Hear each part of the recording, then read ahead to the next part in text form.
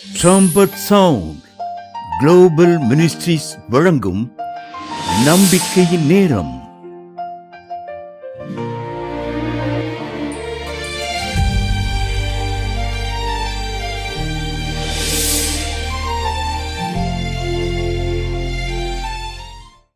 கிறிஸ்துவுக்குள் பிரியமானவர்களே, உங்கள் அனைவருக்கும் என்னுடைய அன்பின் வாழ்த்துக்கள். இந்த நம்பிக்கையின் நேரம் என்கிற நிகழ்ச்சிக்கு உங்களை அன்போடு வரவேற்கிறேன். நம்முடைய வாழ்க்கையில அநேகருக்கு கர்த்தருடைய வார்த்தைகள் கொடுக்கப்பட்டிருக்கும், கர்த்தருடைய வாக்குத்தத்தங்கள் கொடுக்கப்பட்டிருக்கும். அநேகருக்கு சொப்பனம் மூலியமாகவோ வேதத்தின் வாயிலாக அநேக ஊழியர்கள், போதகர்கள், தீர்க்கதரிசிகள், சுவிசேஷர்கள் வாயிலாக அநேக சபையில அநேக போதகர்கள் மூலியமாக கூட அநேக வார்த்தைகளை நம்ம பெற்றிருப்போம். ஆனால் அந்த வார்த்தைகள் என் வாழ்க்கையில் இன்னும் நிறைவேறலையே. இந்த வார்த்தைகள் அநேக வாக்குத்தத்தங்கள் வேதத்தில் காணப்படுகிறது. கர்த்தர் என்னோடு பேசி கொண்டிருக்கிறாரே, ஆனால் என்னுடைய சூழ்நிலைகள் வேற மாதிரி இருக்கிறேன்னு அநேகர் கவலைப்பட்டு கொண்டு இருக்கலாம். அதை குறித்து தான் இன்றைக்கு நாம் தியானிக்க இருக்கிறோம். பிரியமானவர்களே, நம்முடைய வாழ்க்கையில் அநேக முறை தேவன் நம்மோடு பேசி இருக்கிறதை நாம் காண்கிறோம். ஆனாலும் அந்த வார்த்தை எப்பொழுது நிறைவேறும் என்று தாகத்தோடு வாஞ்சியோடு நாம் காத்து கொண்டிருக்கிறோம். அநேகருக்கு அநேக சூழ்நிலைகள், நெருக்கடியான நிலைகள், சோர்வான நிலைகள், மிகவும் ஒடுக்கத்திற்குள்ளாக போகக்கூடிய பாதை அநேகருக்கு உண்டு பிரியமானவர்களே. ஆனாலும் கர்த்தருடைய வார்த்தை ஒன்றும் பொய் சொல்லாது. வானமும் பூமியும் ஒழிந்து போனாலும் என் வார்த்தை ஒழிந்து போவதில்லை என்று வானத்தையும் பூமியும் உண்டாக்கின கர்த்தர் சொல்லியிருக்கிறார். அவர் மனம் மாற ஒரு மனுஷன் அல்ல பிரியமானவர்களே. கர்த்தர் வாக்குத்தத்தை கொடுத்தவர், அவர் உண்மை உள்ள தேவனா இருக்கிறார். ஏனென்றால் ஆபகுக்குள்ள ஒரு வார்த்தை அருமையாக சொல்லப்பட்டிருக்கிறது. ஆபகுக் 2:3 நான் படிக்கிறேன். குறித்த காலத்துக்கு தரிசனம் இன்னும் வைக்கப்பட்டிருக்கிறது, முடிவிலே அது விளங்கும். அது பொய் சொல்லாது. அது தாமதித்தாலும் அதற்கு காத்திரு, அது நிச்சயமாய் வரும், அது தாமதிப்பதில்லை. ஹல்லேலூயா. குறித்த காலத்துக்கு தரிசனம் இன்னும் வைக்கப்பட்டிருக்கிறது. ஹல்லேலூயா. பாருங்க, அநேகர் தேவனுடைய வாக்கை பெற்றவர்கள், கர்த்தர் என்னோடு பேசினாரே, இந்த வேதத்தின் மூலியமாக என்னோடு பேசினாரே, நான் உணர்த்தப்பட்டனே, இந்த வார்த்தை எனக்கு என்று நான் உணர்த்தப்பட்டனே, ஆனா என் வாழ்க்கையில நிறைவேறவில்லையே, அவ்வளவுதானா? ஒவ்வொரு வருஷமும் கடந்து போய் கொண்டிருக்கிறது. இந்த வருஷம் நடக்கும், இந்த வருஷம் நடக்கும், இந்த வருஷம் நடக்கும், ஒவ்வொரு வருஷத்தையும் நான் கடந்து போயிட்டு இருக்கேன். நாட்கள் தான் கடந்து போயிருக்கிறது. ஆனா தேவன் எனக்கு கொடுத்த வாக்குத்தத்தத்தை நான் நிறைவேறுவதை பார்க்கவே இல்லை என்று பார்க்கலாம். ஆனா வேத வாசனம் என்ன சொல்லுகிறது பிரியமானவர்களே?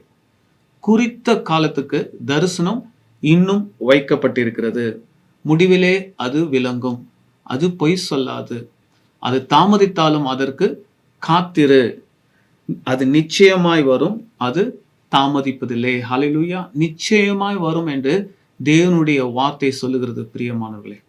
குறித்த காலத்துக்கு தரிசனம் இன்னும் வைக்கப்பட்டிருக்கிறது. நம்ம சோர்ந்து போகலாம், ஆனா அந்த தேவன், வார்த்தையை கொடுத்த தேவன், வாக்குத்தத்தை கொடுத்த தேவன் நிறைவேற்ற அவர் கிருபை நிறைந்தவராய், வல்லமை உள்ளவராய், உண்மை உள்ள தேவனா இருக்கிறார் பிரியமானவர்களே. அநேகர் சொல்லலாம், என் சூழ்நிலை எப்படி இருக்க, ஆண்டவருடைய வார்த்தைக்கும் நான் இப்ப இருக்கிற இந்த சூழ்நிலைக்கும் எந்த ஒரு சம்பந்தமே இல்லையே, கர்த்தர் என்னை உயர்த்துவார் என்று சொன்னாரே, உன்னுடைய வாழ்க்கை மாறும், உன் பேர் பெருமைப்படும், உன்னை உயர்த்துவேன் என்று ஆண்டவர் எனக்கு வாக்கு கொடுத்தாரு, என் சூழ்நிலையெல்லாம் மாறும் என்று வாக்கு தத்துவம் கொடுத்தாரு. ஆனா என்னுடைய நிலைமை இன்னும் இப்படியே இருக்கிறது, என்னுடைய வாழ்க்கை கட்டப்பட்ட நிலையில இருக்குது, என்னுடைய குடும்பம் இதே சூழ்நிலை தானே காணப்படுகிறது. ஆனா பெரிய தரிசனத்தோடு நான் ஆரம்பித்தேனே, என்னுடைய வாழ்க்கை, என்னுடைய ஊழியம், என்னுடைய குடும்பத்தை, என்னுடைய தொழிலை பெரிய எதிர்பார்ப்போடு தேவனுடைய வார்த்தையின் மீது என்னுடைய நம்பிக்கை வைத்து நான் ஆரம்பித்தேனே, ஆனால் என்னுடைய வாழ்க்கையில எந்த ஒரு மாற்றமும் ஏற்படவில்லையே என்று அநேகர் சோர்ந்து போய் கொண்டிருக்கிறீர்கள் பிரியமானவர்களே. வேதத்தில் அருமையான ஒரு மனுஷன் இருக்கிறார், யோசேப்பு என்ற ஒரு மனுஷன். ஜோசப், பழைய ஏற்பாட்டில் இருக்கிற ஒரு யோசேப்பை குறித்து தான் நாம் பார்க்க இருக்கிறோம். யோசேப்பு கூட அவனுக்கு ஒரு பட்டப்பெயர் இருந்தது, அநேகருக்கு தெரியும், சொப்பனக்காரன் என்று அழைக்கப்படுவான். அவனுடைய சகோதரர்கள், உடன் பிறந்த சகோதரர்களாலே வெறுக்கப்பட்டவன், உடன் பிறந்த சகோதரர்களாலே ஒடுக்கப்பட்டவன். அவனை வெறுத்தார்கள். ஏனென்றால் தேவன் அவனுக்கு பெரிய பெரிய வாக்குத்தத்தங்களை கொடுத்தார். உன்னை சுற்றிலும் இருக்கிற எல்லோரை பார்க்கலாம், உன்னுடைய குடும்பத்தில் உள்ள உன்னுடைய சகோதரர்களை பார்க்கலாம், ஏன் உன்னுடைய பெற்றோர்களை பார்க்கலாம், நான் உன்னை உயர்த்துவேன், நான் உன்னை மேன்மையாக வைப்பேன் என்று கர்த்தர் அவனுக்கு வாக்கு கொடுத்திருந்தார். பிரியமானவர்களே, யோசேப்புக்கு சொப்பனம் அது ஒரு கிருபை, அது அவனுக்கு ஒரு கிஃப்ட். சொப்பனம் வாயிலாக தேவன் அவனோடு பேசி கொண்டிருப்பார். அவன் அதை இன்னசென்ட்டாக வந்து தன்னுடைய சகோதரர்களிடத்து பகிர்ந்து கொள்வான், தகப்பனோடு பகிர்ந்து கொள்வான். ஆனால் அவர்களால் அதை ஏற்றுக்கொள்ள முடியாது, பொறாமை கொள்வார்கள். என்னடா, எங்களை விட நீ சிறியவன், நீ எங்களை விட நீ பெரிய ஆள் ஆயிடுவியா? தேவன் உன்னோடு இருக்கிறா, எப்படி பார்க்கலாம், உனக்கு இருந்த சொப்பனம், உனக்கு வருகிற சொப்பனம் எப்படி நிறைவேறுது என்று பார்க்கலாம் என்று சொல்லி ஒரு முறை அவனை சரியான ஒரு நேரம் அவர்களுக்கு அகப்பட்டது. அவனுடைய சகோதரர்கள் எல்லோரும் சேர்ந்து அவனை ஒரு பாழும் குழியில தள்ளிவிட்டார்கள். பிரியமானவர்களே, பாருங்க, அவனுக்கு தேவன் ஒரு வாக்கு கொடுக்கிறாரு, உயர்த்துவன் என்று. ஆனா அடுத்த நொடி எங்க இருக்கிறான்? ஒரு குழியில இருக்கிறான், ஒரு பாழும் கிணறுல இருக்கு. அநேகருடைய வாழ்க்கை அப்படிதான் இருக்கவங்க. ஐயோ, நான் நம்பிட்டு இருந்தனே, தேவன் எனக்கு ஒரு வார்த்தையை கொடுத்தாரு, நான் அதை பிடித்து நான் ஜெபித்து கொண்டிருந்தனே, நம்பிக்கையோடு இருந்தனே, இப்போ இருக்கிற இந்த சூழ்நிலை பார்த்தா தலைகீழா மாறி இருக்க, நான் நினைக்கவே இல்லையே, இந்த வார்த்தை நிறைவேறுமா அப்படின்னு அநேகர் நினைத்து கொண்டிருக்கலாம். ஆனா யோசேப்பு மறுபடியும் அந்த குழியிலிருந்து எடுக்கப்பட்டு எகிப்திற்கு அடிமையாக விற்கப்படுகிறான். அங்கே போறான், அங்க இருக்கிற சில பேர் கண்களில் தயவு கிடைக்குது, அங்க ஒரு உயர்வு கிடைக்குது, சின்ன உயர்வு. அங்கேயும் அவன் பொய்யாக குற்றம் சாட்டப்படுகிறான், சிறைச்சாலையில போடப்படுகிறான். பாருங்க பிரியமானவர்களே, ஆனா கர்த்தர் அவனுக்கென்று பெரிய தரிசனம் கொடுத்திருந்தார், பெரிய வாக்குத்தத்தத்தை கொடுத்திருக்கிறார். உன்னை பெரிய அதிபதியா உயர்த்துவேன், பெரிய மனுஷனா அந்த பூமியில உள்ள அநேக ஜாதிகளை பார்க்கலாம், உன்னை பெரியவனா உன்னை உயர்த்துவேன் என்று பெரிய ஒரு மகத்தான வாக்குத்தத்தம் யோசேப்புக்கு கொடுக்கப்பட்டிருந்தது. ஆனா அவனை பாழங்குழியில போடுறாங்க. அடுத்து என்ன நடக்குது? ஓ, இப்பொழுது இந்த இடத்துல வந்துட்டேன், போத்திபாரின் வீட்டுல நானு, இங்கதான் எனக்கு உயர்வு இருக்கு போல, ஆண்டவர் சொன்ன சொப்பனம் இங்கதான் எனக்கு நிறைவேறுது போல அவன் நினைக்கிற அடுத்த நொடியில எங்க போறான்? மறுபடியும் சிறைச்சாலைக்கு. அந்த வசனத்தை உங்களுக்காக படிக்கிறேன் பிரியமானவர்களே. அது ஆதி ஆகமத்தில் இருக்கிறது. 39:20 வசனத்தை படிக்கிறேன். யோசேப்பின் எஜமான் அவனை பிடித்து ராஜாவின் கட்டளையால் காவலில் வைக்கப்பட்டவர்கள் இருக்கும் சிறைச்சாலையிலே அவனை ஒப்புவித்தான்.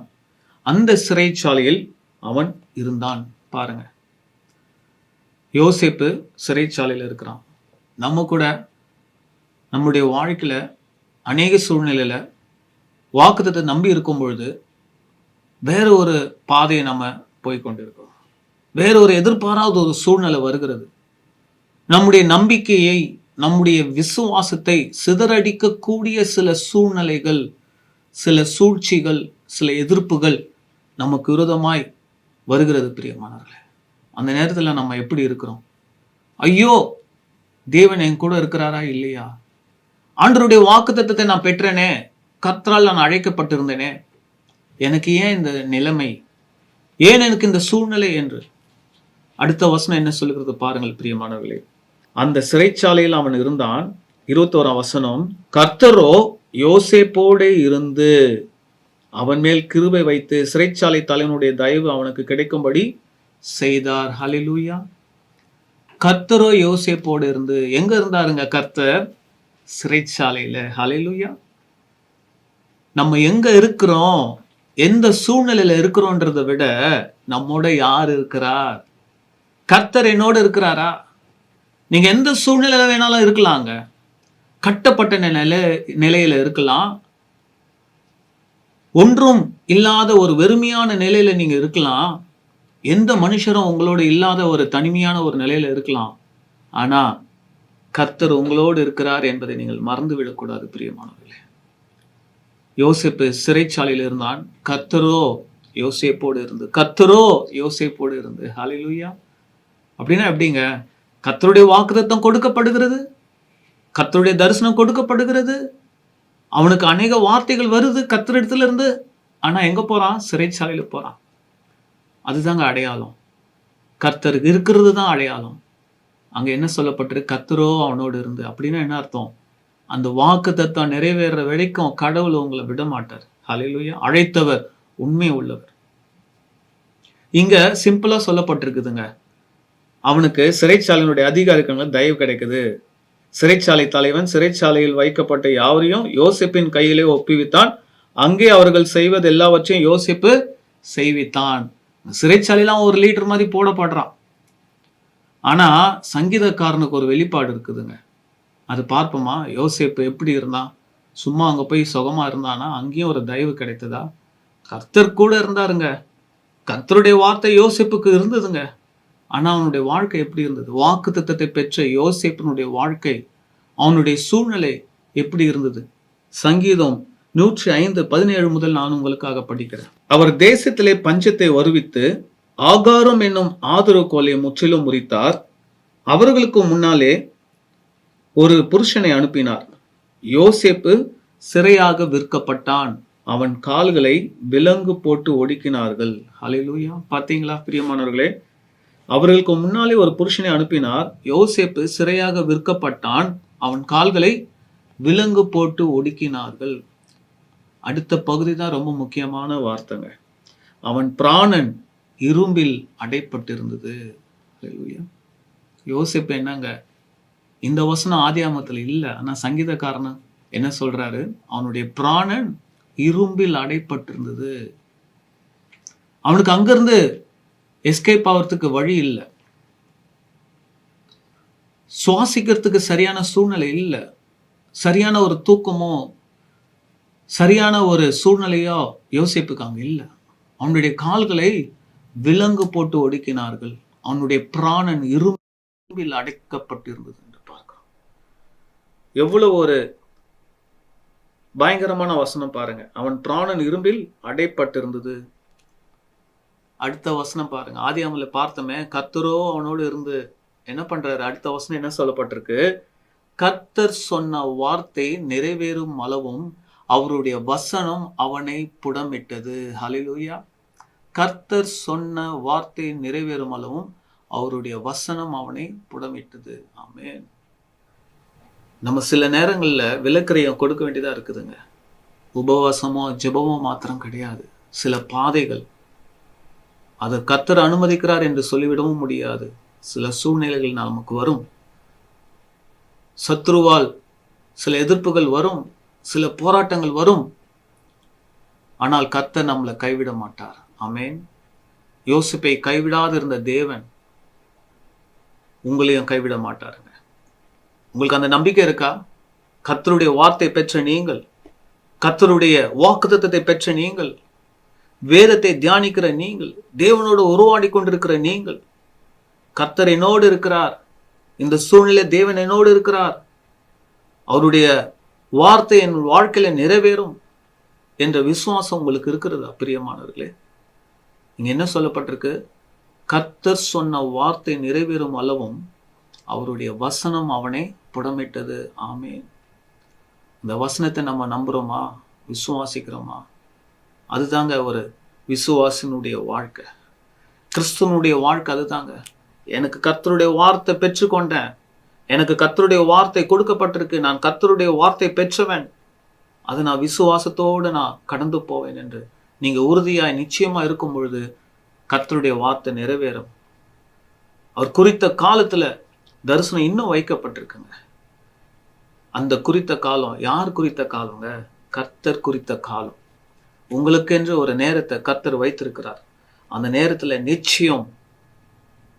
நிச்சயம் அந்த வார்த்தை நிறைவேறுவதை நீங்க பார்ப்பீர்கள் பிரியமானவர்களே. அந்த வார்த்தை நிறைவேறுவதை நீங்கள் காண்பீர்கள். அடுத்த வசனம் சொல்லப்பட்டிருக்கு, ராஜா ஆள் அனுப்பி அவனை கட்டவிழ்க்க சொன்னான், ஜனங்களின் அதிபதி அவனை விடுதலை பண்ணினான். ஹல்லேலூயா. பாருங்க, ஒரு நேரம் வருது. கர்த்தருடைய நேரம் வந்த பிறகு என்ன நடக்குது? ஆட்டோமேட்டிக்கா ராஜா ஆள் அனுப்பி அவனை கட்டவிழ்க்க சொன்னான், ஜனங்களின் அதிபதி அவனை விடுதலை பண்ணினான், தன் பிரபுக்களை அவன் மனதின்படி கட்டவும் தன் மூப்பர்களை ஞானிகளாக்கவும் அவனை தன் வீட்டுக்கு ஆண்டவனும் தன் ஆஸ்திக்கெல்லாம் அதிபதியும் ஆக்கினான். ஹல்லேலூயா. பாருங்க, யோசேப்புக்கு என்ன மாதிரியான ஒரு அதிகாரத்தை பார்வோன் கொடுக்குறான். அது ஆதியாமத்துல நீங்க பார்க்கும் பொழுது நீங்க அறிந்து கொள்ளலாங்க. ரொம்ப அழகா இருக்கும். 41:44 வசனத்தை படிக்கிறேன் பாருங்க. பின்னும் பார்வோன் யோசேப்பை நோக்கி, நான் பார்வோன், ஆனாலும் எகிப்து தேசத்தில் உள்ளவர்களில் ஒருவனும் உன் உத்தரவு இல்லாமல் தன் கையையாவது தன் காலையாவது அசைக்க கூடாது என்றான். ஹல்லேலூயா. பாருங்க, சத்துரு நம்முடைய கைகளை கால்களை ஒடுக்கலாங்க. ஆண்டவர் என்ன சொல்றாரு? அவனா உன் கையை காலை ஒடுக்குனா உனக்கு நான் அதிகாரத்தை கொடுக்குறேன். உன்னுடைய உத்தரவு இல்லாமல் ஒருவனும் கையையாவது காலையாவது அசைக்க கூடாது. ஹல்லேலூயா. அதுதாங்க தேவன், வைராக்கியம் உள்ள தேவனுங்க. எந்த சூழ்நிலைக்கு, எவ்வளவு ஒரு மோசமான நிலைக்கு நீங்கள் கடந்து போய் கொண்டிருக்கிறீர்களோ அதே பார்க்கிலும் மேலான ஒரு மகத்துவமான அதிசயத்தை தேவன் உங்களுக்கு காண்பிக்க வல்லவராக இருக்கிறார். அது விசுவாசிக்க நீங்கள் தயாரா இருக்கிறீர்களா? யோசேப்புக்கு அந்த அதிகாரம் தான் அங்க கொடுக்கப்படுறது. அவன் என்ன சொல்றாரு? என் வீட்டுக்கு எல்லாத்துக்கும் நீ தான்ப்பா தலைவன். பாருங்க, பார்வோன் யோசேப்பை நோக்கி, தேவன் இவை எல்லாவற்றையும் உனக்கு வெளிப்படுத்தியிருக்கிறபடியால் உன்னை போல விவேகமும் ஞானமும் உள்ளவன் வேறு ஒருவனும் இல்லை. நீ என் அரண்மனைக்கு அதிகாரியா இருப்பாய். உன் வாக்கின்படி என் ஜனங்கள் எல்லாரும் அடங்கி நடக்க கடவர்கள். சிங்காசனத்தில் மாத்திரம் உன்னிலும் நான் பெரியவனாயிருப்பேன். பின்னும் பார்வோன் யோசேப்பை நோக்கி, பார், எகிப்து தேசம் முழுமைக்கும் உன்னை அதிகாரி ஆக்கினேன் என்று சொல்லி, பார்வோன் தன் கையில் போட்டிருந்த தன் முத்திரை மோதிரத்தை கழற்றி அதை யோசேப்பின் கையிலே போட்டு மெல்லிய வஸ்திரங்களை அவனுக்கு உடுத்தி பொன் சரப்பணியை அவன் கழுத்திலே தரித்து தன்னுடைய 2ஆம் ரதத்தின் மேல் அவனை ஏற்றி தெண்டனிட்டு பணியுங்கள் என்று அவனுக்கு முன்பாக கூறுவித்து எகிப்து தேசம் முழுமைக்கும் அவனை அதிகாரி ஆக்கினான். அதற்கு பிறகுதான் சொல்றான், உனக்கு நான் அதிகாரத்தை கொடுக்குறேன். உன்னுடைய உத்தரவு இல்லாம இங்க இருக்கிற ஒருவனும் தன் கையையாவது காலையாவது அசைக்க கூடாது என்றான். ஹல்லேலூயா. உன் காலையா விலங்கு போட்டு ஒடுக்கினார்கள், உன் கையை விலங்கு போட்டு ஒடுக்கினார்கள். உன் பிராணன் இரும்பில் அடைப்பட்டிருந்ததா? இதோ அவனை நீ கட்டுவ. உன்னை ஒடுக்கினவர்களை நீ ஒடுக்குவ, உன்னை கட்டினவர்களை நீ கட்டுவாய் என்று யோசேப்புக்கு அதிகாரம் கொடுக்கப்படுகிறது. உனக்கு விரோதமாய் எழும்பினவர்களை கர்த்தர் உன் காலடியில வரும்படி செய்வார். எங்க நீ அடிமையாக விற்கப்பட்டாயோ அங்கே உயர்த்தப்பட்டாய் என்ற ஒரு அடையாளம் தான் யோசேப்புக்கு கொடுக்கப்படுகிறதுங்க. அடிமையாக விற்கப்பட்டவன், பொய்யாய் குற்றம் சாட்டப்பட்டவனுக்கு பெரிய ஒரு உயர்வு கொடுக்கிறது. எகிப்து தேசம் முழுமைக்கும் ஒரு அதிகாரியா வரும். அவனுடைய சகோதரர்கள் அவனை தேடி வந்துட்டு இருக்காங்க. ஒரு சூழ்நிலை வருது, ஒரு பஞ்ச காலம் வருது, எகிப்து தேசத்துக்கு ஓடி வராங்க. ஆனா தன்னுடைய சகோதரன், இளைய சகோதரன் பெரிய அதிபதியா இருக்கிறான், எகிப்து தேசத்துல பெரிய ஒரு பொறுப்புல இருக்கிறான் என்பதை அறியாமல் அவனிடத்துல நேரா வரக்கூடிய ஒரு சூழ்நிலை ஏற்படுது. பிரியமானவர்களே, அந்த இடத்துல கர்த்தர் சொன்ன வார்த்தை நிறைவேறுகிறது. அவர்களுக்கு ஒரு போஷிக்கக்கூடிய ஒரு மகனாக, ஒரு தலைவனாக யோசேப்பு அங்க காணப்படுகிறான். அப்பதான் யோசேப்பு சொல்றார், நீங்க எனக்கு தீமை செய்ய பார்த்தீர்கள், தேவனோ அதை எனக்கு நன்மையாக மாற்றி போட்டார். ஹல்லேலூயா. நீங்கள் எனக்கு தீமை செய்ய பார்த்தீர்கள், கர்த்தர் அதை நன்மையாக மாற்றி போட்டார். நம்முடைய வாழ்க்கையில கூடங்க ஆண்டுடைய வாக்குத்தத்தை பெற்ற பிறகு நம்முடைய வாழ்க்கை அந்த சூழ்நிலை பார்த்தீங்கன்னா வாக்குத்தத்தத்திற்கும் நம்ம இருக்கிற சூழ்நிலைக்கும் சம்பந்தம் இல்லாம இருக்கோங்க. யோசேப்புக்கு அப்படிதான் இருந்தது. அவனுக்கு கொடுக்கப்பட்ட தரிசனம் பெரியது, பெரிய தரிசனம், பெரிய வாக்குத்தத்தம். ஆனா அவன் இருந்த சூழ்நிலையோ அதற்கு சம்பந்தமில்லாத ஒரு சூழ்நிலை. நீ பெரிய அதிபதியா இருப்பான் என்று சொல்லப்பட்டது, ஆனா குழியில போடப்படுறான்.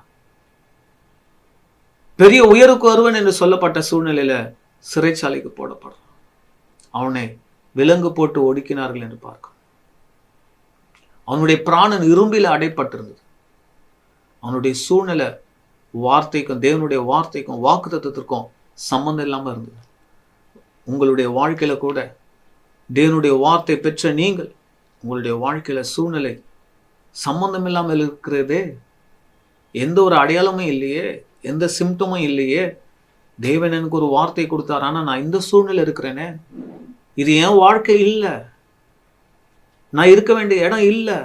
அநேகர் உங்களுடைய மனதில் நீங்கள் புழுங்கி கொண்டு இருக்கலாம் பிரியமானவர்களே. ஆனால் கர்த்தருடைய வார்த்தை நிச்சயம் நிறைவேறும். குறித்த காலத்துக்கு தரிசனம் இன்னும் வைக்கப்பட்டிருக்கு. முடிவிலே அது விளங்கும். அது பொய் சொல்லாது. அது தாமதித்தாலும் அதற்கு காத்திரு. அது நிச்சயம் வரும். அது தாமதிப்பதில்லை என்று நாம் வார்த்தையை பார்க்கிறோம் பிரியமானவர்களே. அது பொய் சொல்லாது. அது தாமதித்தாலும் அதற்கு காத்திரு என்று தான் வார்த்தை சொல்லுகிறது. உங்களுக்கும் ஒரு அடையாளம் இதுதாங்க, ஒரு கன்ஃபர்மேஷன். கர்த்தர் சொல்லுகிற வார்த்தை, நீங்க இதை விசுவாசிக்க வேண்டிய பிரியமானவர்களே. நான் வார்த்தை இன்னும் நான் நம்பணுமா? கர்த்தருடைய வார்த்தைக்காக நான் இன்னும் காத்துட்டு இருக்கணுமா? அவருடைய தரிசனம் நிறைவேறதுக்கு நான் காத்துட்டு இருக்கணுமா? இல்ல நான் வேற ஒரு முடிவை எடுக்கட்டுமான்னு அநேகர் உங்களுக்குள்ள குழம்பிக் கொண்டு இருக்கிறீர்கள் பிரியமானவர்களே. ஏதோ ஒரு உங்களுக்கு சில ஆப்பர்ச்சுனிட்டி வருது, சில சூழ்நிலைகள் வருது. ஆண்டவர் சொன்னது ஒன்று, இங்க வந்திருக்கிறது ஒன்று. நீங்கள் குழம்பிக் கொண்டு டிசிஷன் எடுக்கிறதுல நீங்க போராடி கொண்டு இருக்கிறீங்களா? நான் கர்த்தர் என்ன சொல்றாரு, நான் கொடுத்த வாக்குத்தத்தம் உண்மைதான், அது பொய் இல்லை. என்னுடைய வாக்குத்தத்தம் பொய் சொல்லாது. ஒருவேளை தாமதமாகலாம், தாமதித்தாலும் அதற்கு காத்திரு.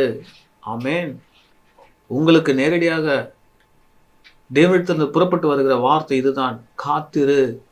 கர்த்தருடைய வார்த்தை நிறைவேறும் அளவும் காத்திரு. யோசேப்புக்கு அதுதான் சொல்லப்படும். அவருடைய வசனம் அவனை புடமிட்டுதாங்க. கர்த்தருடைய வார்த்தை நிறைவேறும் அளவும் அவருடைய வசனம் அவனை புடமிட்டது. நம்முடைய வாழ்க்கையில கூட அவருடைய வசனத்தை பெற்ற நாம் அவருடைய வசனத்தின் நிமித்தமாய் நாம் புடமிடப்படலாம். நம்முடைய சூழ்நிலைகள் வேற மாதிரி காணப்படலாம். அநேக போராட்டங்கள், அநேக இடையூறுகள், அநேக ஏமாற்றங்கள், அநேக இழப்புகள், தனிமைப்படுத்தப்படுகிற சூழ்நிலைகள், அவமானப்படக்கூடிய ஒரு நிலைமையில் வரலாங்க. அநேகர் நமக்கு விரோதமாய் சூழ்ச்சி செய்யலாம், நமக்கு விரோதமாய் புறங்கூறலாம், பொய்யான ஒரு குற்றச்சாட்டை ஏற்படுத்தலாம். ஆனா கர்த்தருடைய வார்த்தை நிச்சயம் ஒரு தேவனுடைய குறித்திருந்த நாளிலே நிறைவேறும். ஹல்லேலூயா. அதை நீங்க விசுவாசிக்க தயாரா இருக்கிறீர்களா பிரியமானவர்களே? அது தாமதிப்பதில்லை. ஆமென். அதுதாங்க யோசேப்புக்கு ஒரு நேரம் வந்தது. God's appointed time, on his appointed time. கர்த்தர் குறித்திருந்த நாளிலே யோசேப்பு விடுதலை செய்யப்படுகிறான். அந்த சங்கீதத்துல அடுத்து என்ன நடக்குது பாருங்க. சங்கீதம் 105:22 அவனை தன் வீட்டுக்கு ஆண்டவனும் தன் ஆஸ்திக்கெல்லாம் அதிபதியும் ஆக்கினான், அவர்களுக்கு ஞானத்தை போதிக்கிறவனாய் காணப்பட்டான் என்று பார்க்கிறோம் பிரியமானவர்களே. ஆதியாகமம் 45 தான் அவனுடைய சகோதரர்கள் யோசேப்பு இடத்துல வருகிறதை நம்ம பார்க்கிறோம். அங்க வரும்பொழுது யோசேப்பு தன்னுடைய சகோதரர்களிடத்துல என்ன சொல்றான் பாருங்க. அங்க பார்வோன் சொன்னதை இங்க என்ன சொல்றான். பார்வோன் என்ன சொல்றான், ஏன்னா இந்த வீட்டுக்கு அரண்மனைக்கெல்லாம் நீ தான் தலைவன், ஆண்டவன் அப்படின்னு சொல்றான். இங்கே அது யோசேப்போ தன்னுடைய சகோதர இடத்துல அதை பகிர்ந்து கொள்றாரு. என்ன பகிர்ந்து கொள்றாரு பார்ப்போம். பூமியில உங்கள் வம்சம் ஒழியாமல் இருக்க உங்களை ஆதரிக்கிறதுக்காகவும் பெரிய ரட்சிப்பினால் உங்களை உயிரோடே காப்பதற்காகவும் தேவன் என்னை உங்களுக்கு முன்னே அனுப்பினார். ஆதலால் நீங்கள் அல்ல, தேவனே என்னை விடத்துக்கு அனுப்பி என்னை பார்வோனுக்கு தகப்பனாகவும் அவர் குடும்பம் அனைத்திற்கும் கர்த்தனாகவும் எகிப்து தேசம் முழுவதுக்கும் அதிபதியாகவும் வைத்தார். ஹல்லேலூயா. பாருங்க பிரியமானவர்களே, யாருக்கே ஒரு தகப்பனா வைத்துட்டாரா? பார்வோனுக்கே தகப்பனாகவும். எவ்வளவு அருமையா சொல்லப்பட்டிருக்கு இந்த வசனம். யாருக்கு கீழே அடிமையா போனானோ, எந்த தேசத்தில் அடிமையாக விற்கப்பட்டானோ, எங்க சிறையாக விற்கப்பட்டானோ, எங்க கைதியாக்கப்பட்டானோ, எங்க ஒடுக்கப்பட்டானோ, எங்க அவனுடைய பிராணன் இரும்பில அடைப்பட்டு இருந்ததோ அந்த இடத்துல பெரிய அதிபதியாவது மாத்திரம் அல்லாமல் அந்த தேசத்தின் ராஜா பார்வோனுக்கு ஆண்டவனாக காணப்பட்டான். அதுதான் இங்க அழகா யோசிப்பு சொல்றானு. அவர் குடும்பம் பார்வோனுக்கு தகப்பனாகவும் அவர் குடும்பம் அனைத்திற்கும் கர்த்தனாகவும் எகிப்து தேசம் முழுவதுக்கும் அதிபதியாகவும் வைத்தார். ஹல்லேலூயா. ஆம் பிரியமானவர்களே, கர்த்தர் உங்களோட கூட இருக்கிறார். அவருடைய வசனம் உங்களை ஒருவேளை புடமிடலாம், உங்களுடைய சூழ்நிலை வேற மாதிரி இருக்கலாம். ஆனா உங்களுக்கான கர்த்தருடைய திட்டம் நிச்சயம் நிறைவேறும். கர்த்தருடைய திட்டம், அவருடைய வசனம், அவருடைய வார்த்தை, வாக்குத்தத்தம் நிறைவேறதற்கு நீங்கள் காத்திருக்க நீங்க தயாரா இருக்கிறீர்களா? அது தாமதித்தாலும் அதற்கு காத்திரு, நிச்சயம் வரும். அது பொய் சொல்லாது. ஹல்லேலூயா. ஆம் பிரியமானவர்களே, யோசேப்புக்கு கொடுத்த வாக்குத்தத்தம், யோசேப்புக்கு கொடுக்கப்பட்ட தரிசனம் நிச்சயம் நிறைவேறினது. ஆனா அதற்கு முன்பதாக அவன் கடந்து வந்த பாதை பார்த்தீங்கன்னா ரொம்ப கடினமான பாதை. கர்த்தரோ யோசேப்போடு இருந்து, நம்ம இந்த சூழ்நிலை இருக்கும் பொழுது கூட நம்மோட யார் இருக்கிறா? நம்ம எந்த சூழ்நிலை இருக்கலாங்க, எந்த சூழ்நிலை இருக்கிறோம் என்பது முக்கியம் அல்ல. இந்த சூழ்நிலை நாம் யாரோடு இருக்கிறோம், நம்மோடு யார் இருக்கிறார் என்பதுதான் முக்கியங்க. இந்த நெருக்கடியான சூழ்நிலையிலும் கர்த்தர் உங்களோடு இருக்கிறார் என்பதை நீங்கள் நிச்சயித்து இருக்க வேண்டும். நீங்கள் அதை விசுவாசிக்க வேண்டும், அதை உணர வேண்டும், நீங்கள் நம்ப வேண்டும். பிரியமானவர்களே, கர்த்தர் உங்களோடு கூட இருக்கிற எல்லா நெருக்கத்திலும், எல்லா வெறுமையான சூழ்நிலையிலும் உங்க வாழ்க்கை பூஜ்ஜியம் போல காணப்படுகிறதா, எல்லாம் உங்களை விட்டு போய்விட்டது போன்று காணப்படுகிறதா? ஆனால் கர்த்தர் உங்களோடு இருக்கிறார். கர்த்தர் உங்களோடு இருந்து நிச்சயம் அவருடைய வார்த்தை நிறைவேறும் அளவும், அவருடைய வசனம் உங்களை புடமிட்டாலும் கர்த்தர் உங்களை வாக்குத்தத்துக்கு நேராய் அழைத்து செல்ல கிருபை உள்ளவராக இருக்கிறார். பிரியமானவர்களே, ஹல்லேலூயா. கர்த்தரை நோக்கி நாம் பார்ப்போம். இந்த வார்த்தை நாம் தொடர்ந்து அடுத்த பகுதியிலே நம்ம பார்க்க இருக்கிறோம். இதை குறித்து கர்த்தர் என்றென்றைக்கும் உண்மை உள்ள தேவனா இருக்கிறார். அவர் வாக்கிலே உண்மை உள்ளவர். குறித்த காலத்துக்கு தரிசனம் இன்னும் வைக்கப்பட்டிருக்கிறது என்பதை குறித்து, அவருடைய வார்த்தை நிச்சயம் நிறைவேற என்பதை குறித்து நாம் தொடர்ந்து அடுத்த பாகத்திலும் நாம் பார்க்க இருக்கிறோம். இந்த நாளில கூட இந்த வார்த்தையின் நிறைவாக நாம் கர்த்தரை நோக்கி நாம் பார்ப்போம். பரலோகத்தில் உள்ள சிங்காசனத்தில் வாசமாயிருக்கும் பிதாவாகிய தேவனே, உமது குமாரன் எங்கள் இரட்சகர், எங்கள் மீட்பர் நசரனாகிய இயேசு கிறிஸ்துவின் நாமத்தினாலே இந்த பாத்தில் வருகிறோம். ஆண்டவரே, தூய ஆவியானவரை துதிக்கிறோம். மகா இரக்கமும் கிருபையும் மனதிற்கும் உள்ள தேவனமே துதிக்கிறோம். கர்த்தாவே, நீர் எங்கும் எப்பொழுதும் உண்மை உள்ள தேவனா இருக்கிறேன். நீர் வாக்கிலே உண்மை உள்ள தேவனா இருக்கிறீர். வாக்குத்தத்தங்களை கொடுக்கிறவர், வாக்குத்தத்தங்களை நிறைவேற்றுகிற தேவனா இருக்கிறீர். யோசேப்பை போல அநேகர் தகப்பனே, அவர்களுடைய பாதை மிகவும் கடினமான பாதையில கடந்து போயிருக்கிறார்கள். அவருடைய சூழ்நிலையை காண்கிறேன். நீர் அவர்களோடு கூட இருக்கிறேன். அதிசயமா அற்புதமாய் வழிநடத்துகிற தேவன், எல்லா கண்ணீரின் பாதையை நீர் மாற்றி போடும்படியாக இயேசுவின் நாமத்தில் ஜெபிக்கிறோம். உம்முடைய வார்த்தையை நம்பி இருக்கக்கூடிய, உம்முடைய வார்த்தையை விசுவாசிக்கக்கூடிய அந்த ஒரு கிருபையும் அந்த ஒரு வரத்தையும் நீர் அளிக்கும்படியாக நாங்கள் இயேசுவின் நாமத்தில் ஜெபிக்கிறோம். இதோ இந்த நிகழ்ச்சிக்கு முன்பதாய் உம்மை நோக்கி பார்த்து கொண்டிருக்கிற உம்முடைய ஜனங்களுக்காக, உம்முடைய மக்களுக்காக அடியேன் ஜெபிக்கிறேன். உம்மோடு சேர்ந்து, உம்முடைய ஜனங்களோடு சேர்ந்து அடியேன் ஜெபிக்கிறேன். ஆண்டவரே, நீர் அவர்களுக்காய் கொடுத்த வாக்குத்தத்தங்களை நிறைவேற்றும்படியாக, அவர்களுக்கு விரோதமா இருக்கிற அந்த வாக்குத்தத்தங்கள் நிறைவேறக்கூடாதபடிக்கு இருக்கிற எல்லா தடைகளை இயேசு கிறிஸ்துவின் நாமத்தில் நாங்கள் உடைக்கும்படியாக நாங்கள் ஜெபிக்கிறோம். உம்முடைய கரம் ஒவ்வொருவரோடு இருப்பதாக, அவருடைய நெருக்கத்திலிருந்து நீ விடுவிக்கும்படியாக நான் ஜெபிக்கிறேன். அவர்களை கட்டுகளிலிருந்து விடுவிக்கும்படியாக நான் ஜெபிக்கிறேன். வியாதியிலிருந்து அவர்களை விடுவிக்கும்படியாக நான் ஜெபிக்கிறேன். இப்படி சுகம் கொடுக்கிற வல்லமை ஒவ்வொருக்குள்ளாய் கடந்து வரட்டும். ஒவ்வொரு வீட்டிலையும், ஒவ்வொரு வாழ்க்கையிலும் உங்களுடைய வெளிச்சத்தை கட்டளிடுங்க. எல்லா இருளின் அதிகாரங்களை இயேசு கிறிஸ்துவின் நாமத்தில் நான் நிர்மூலமாக்குகிறேன். உடைய தெய்வீக பிரசனம் ஒவ்வொரு வீட்டிற்குள்ளாய், ஒவ்வொரு குடும்பத்திற்குள்ளாய் கடந்து வருவதாக. ஆண்டவரே, தனிமையாய் காணப்படுகிறவர்கள், எனக்கென்று குடும்பம் இல்லை, நான் தனிமையாக்கப்பட்டவனாய் இருக்கிறேன், தனிமையாக்கப்பட்டவளாய் இருக்கிறேன் என்று ஆண்டவரை வருத்தத்தோடு உம்மை நோக்கி பார்க்கிறவர்களுக்கு நீர் மனம் இறங்கிடும். அப்பா ஆண்டவரை, விதவைகளுக்கு நீர் தேவனா இருக்கிறேன். தாய் தகப்பனை இழந்தவர்களுக்கு, அனாதைகளுக்கு நீர் தாயும் தகப்பனுமா இருக்கிறீர். ஆண்டவரே, நீர் கூட இருந்து அதிசயமா அவர்களை வழிநடத்துவீராக. நீர் ஆறுதலின் தேவன் என்பதை அவர்களை உணரும்படி நீர் செய்யும். நீரே பொறுப்பேற்றுக்கலாம். உடைய மகிமையின் மேகத்தை நாம் மூடிக்கலாம், உடைய பிரசனத்தை நாம் மூடிக்கலாம். இயேசு கிறிஸ்துவின் நாமத்தில் ஜெபிக்கிறேன் நல்ல பிதாவே, ஆமென். உங்கள் ஜெப தேவைகளுக்கும் மேலும் ஆலோசனைகளுக்கும் எங்களோடு நீங்கள் தொடர்பு கொள்ள சுவிசேஷகர் கிறிஸ்டோபர் ராபின் ஜான், எண் 1604/4, ஜேப்லா 9வது தெரு, அண்ணா நகர், சென்னை 40. எண் 1604/4, ஜேப்லா 9வது தெரு, அண்ணா நகர், சென்னை 40. செல்போன் எண் 730544445159.